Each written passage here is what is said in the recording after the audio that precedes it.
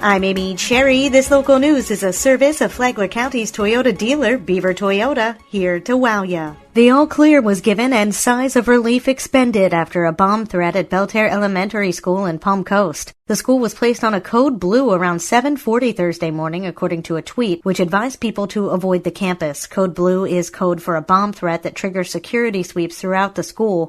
Less than an hour later, those sweeps were completed and nothing suspicious was found. An investigation is underway to determine who launched the threat. The Flagler County Sheriff's Office is warning about a rise in catalytic converter thefts from vehicles. Brittany Kershaw is the Public Affairs Manager for the Sheriff's Office. They have some valuable materials inside of them, so they're often stolen and then resold for a profit. Typically, we've seen most of ours come out of work vehicles, so vehicles that are kind of left unattended overnight, and they come to work the next day to try to drive them and realize that the part has been taken. Kershaw says the county has had at least 5 incidents of this kind of theft in the last 3 months. One involved a Flagler Humane Society employee who reported a catalytic converter had been sawed off overnight on one of the nonprofit's vehicles. There have also been reports in the city of Bunnell and also in Volusia County. So it definitely is a problem. It's not special to Flagler County. It's been an increase throughout the state of Florida. It can cost as much as $2,500 to replace the part.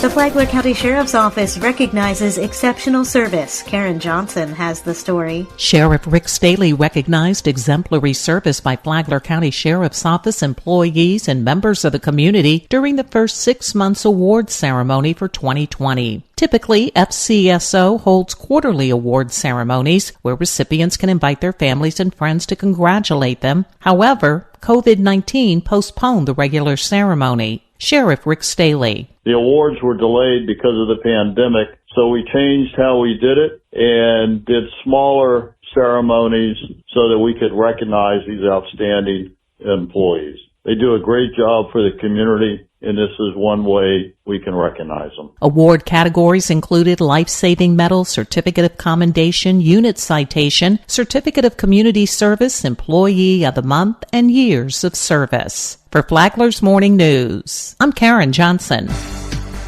A new program is looking for local teens who have an interest in public safety. John Arking has the details. The Palm Coast Fire Department's Junior Firefighter program is accepting applications for hands-on experience learning about a career in firefighting and public safety. Joseph Fajardo is a firefighter paramedic with the Palm Coast Fire Department and is in charge of the program. The program is basically to provide teens with opportunity for hands-on experience in firefighting and public safety. It's from 13 to 17 years of age.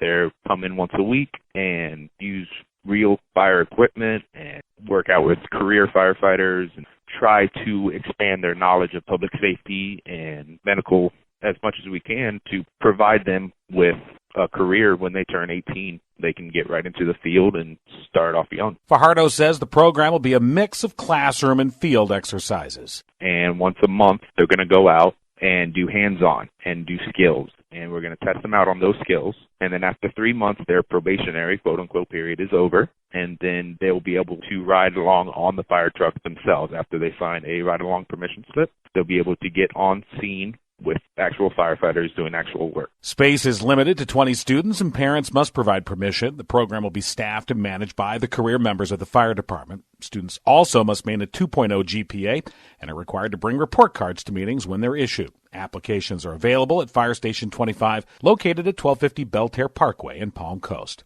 From the WNZF Newsroom, I'm John Arkin. How is COVID-19 affecting schools in Flagler County? The county's medical director, Dr. Stephen Bickle, said schools are better than good. When practices are followed, the infection rate is low, and schools are a controlled environment, so they're really doing pretty darn well, and especially in our county. Bickle said that some of the cases of COVID-19 that the schools have seen are probably because kids are socializing more, so those cases are probably coming from outside of the school. To listen to all of the interview with Dr. Stephen Bickle, download the Flagler Radio app and then go to the Free for All Friday podcast. From the WNZF Newsroom, I'm Deb Albertson. And now you're up to date on Flagler's Morning News. I'm Amy Cherry.